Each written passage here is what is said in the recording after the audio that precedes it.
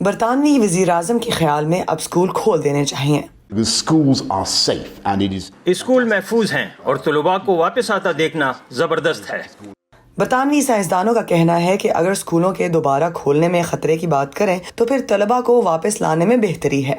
The chances of children being catching COVID and then بچوں کے محض اسکول جانے سے کرونا وائرس میں مبتلا ہونے اور صحت کے سنگین مسائل سے دوچار ہونے کے امکانات بہت کم ہیں، مگر ایسے بہت ثبوت ہیں کہ طویل عرصے کے لیے اسکول نہ جانے سے بچوں کو بہت زیادہ نقصان ہوتا ہے اور اس کے طویل مدتی اثرات بھی ہیں. اس ہفتے اپنی پالیسی میں تبدیلی کرتے ہوئے برطانیہ کا کہنا ہے کہ اب ہائی اسکول کے تمام طلباء کو ایسی جگہوں پر ماسک پہننا ضروری ہے جہاں زیادہ لوگ جمع ہوں، لیکن کلاس رومز میں نہیں. فرانس میں بھی اسی طرح کا قانون لاگو ہوگا جہاں چھٹی جماعت اور اس سے اوپر کے تمام بالغوں اور طلباء کو ماسک پہننا پڑے گا. اٹلی ٹیچرز اور شاگردوں کی ٹیسٹنگ کے بعد اپنے اسکول کو دوبارہ کھولنے کی پالیسی پر قائم ہے.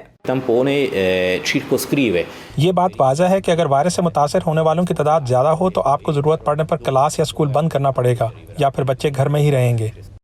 اسپین میں کرونا کی وبائی بیماری کے عروج کے بعد پچھلے ہفتہ وار انفیکشن کے سب سے زیادہ تعداد ریکارڈ کی گئی، تاہم اموات بہت کم ہیں.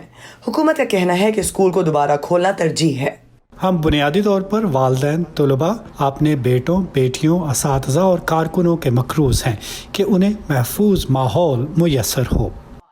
بہت اسٹوڈنٹس 6 ماہ میں پہلی بار رسمی نظام میں تعلیم حاصل کریں گے. ماہرین صحت کہتے ہیں کہ بچوں کو کلاس رومز میں واپس لانا ناگزیر ہے جو طلباء اور اساتذہ دونوں کے لیے محفوظ ہیں. شواہد سے پتہ چلتا ہے کہ اساتذہ کے درمیان وائرس کے پھیلاؤ کی شرح زیادہ ہے، لہٰذا ہمیں اس کے بارے میں سوچنے کی ضرورت ہے کہ ہم اساتذہ کے ساتھ ساتھ شاگردوں کی حفاظت کیسے کر سکتے ہیں، کیونکہ اب ہم 1 ارب سے زیادہ بچوں کو اسکول سے باہر رکھنے کے ساتھ عالمی تعلیمی بحران میں داخل ہو رہے ہیں. گرمیوں کی چھٹیاں ختم ہو رہی ہیں. اب جب اسکول اور دفاتر کھل رہے ہیں تو پورے یورپ میں پریشانی کی کیفیت ہے کیونکہ انفیکشن کی شرح میں پھر سے اضافہ ہو رہا ہے. ہنری رجویل کے ساتھ Iram Abbasi, Voice of America.